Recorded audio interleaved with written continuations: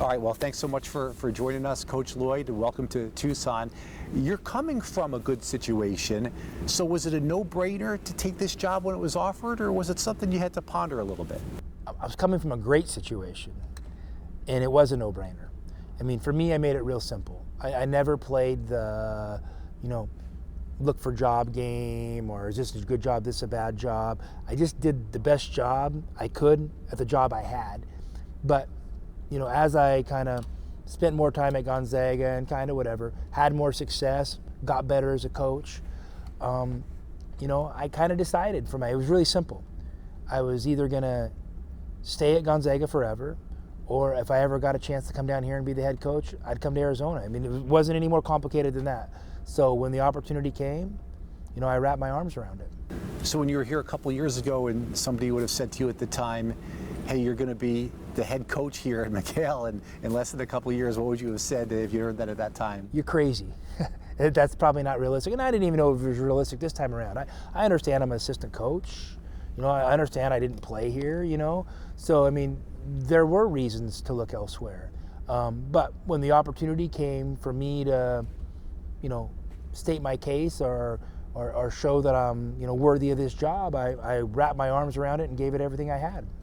You seemed to push back a touch yesterday when you were asked about the international recruiting, and that was something that you needed to do. Do you take as much pride in recruiting a United States player as you do an international player? 100%. Like for me, the international recruiting, it's a unique thing I do and have done, and we've had a lot of success at it. And it was necessary for Gonzaga to do that, and it's really opened up a lot of doors for me.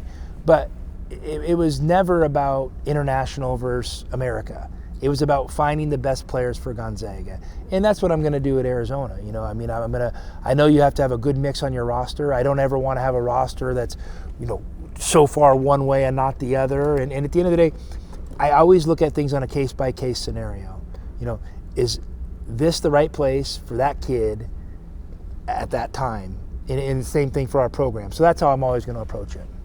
When it comes to the sanctions, none of the people who were accused of doing the wrongdoing are still here, and there was a self-imposed one-year ban. Does that make you optimistic that it may not be that harsh a penalty, or do you just not worry about things that aren't in your control? 100%. I'm not worrying about what I can't control. I respect the process, and I'm grateful to be here. And I understand for me to be here, I couldn't come here and probably under perfect conditions.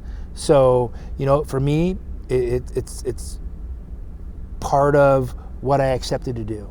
So I have no problem with it, and whatever happens, I'm going to be prepared to deal moving forward. I'm not going to ask you about every player on the roster, but maybe one or two. There was a real talented player here as a freshman last year, Ben Matherin. Yeah. What did you think of his game?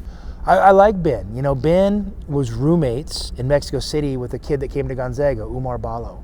So, I'd seen Ben a little bit, and he had a heck of a freshman year. So, I had a really good individual meeting with him today. I love him as a kid, and I want him and I to keep connecting and kind of hit fast forward on the relationship thing, and I'm hopeful that we can work together and have great success. What's the best piece of advice you've been given since you've accepted the job?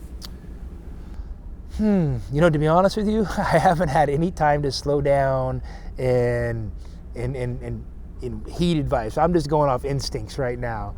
So, listen, I've had amazing mentors, and whether it's the administrators at Gonzaga, some of the coaches I've been around, Mark Few, John Stockton. I've had great people that set examples.